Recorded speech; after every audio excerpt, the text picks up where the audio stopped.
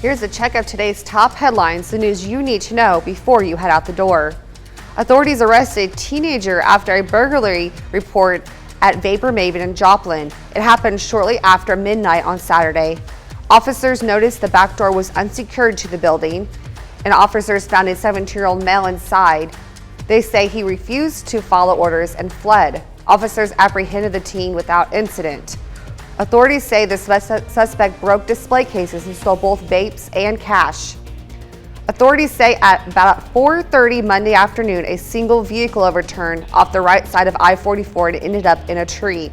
Joplin Fire rescued the driver and the infant passenger from the wreckage.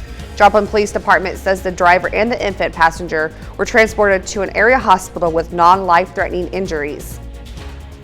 The Joplin Regional Airport receives an $860,000 grant to update the airfield lighting and control monitoring system in the control tower.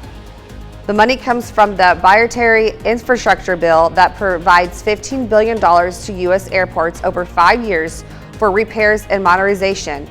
Every year, $20 million is set aside for airports with an FAA contract tower such as Joplin's. And the Joplin Convention and Visitors Bureau is now offering grants to do market events and attractions that will happen next year. Patrick Tuttle with the city says every year they have $140,000 that is in the fund to be handed out as grants. Applicants can seek up to $25,000 per event, and the hope is to reach potential visitors from the outside of Joplin. That's a check of today's top headlines, the news you need to know before you head out the door.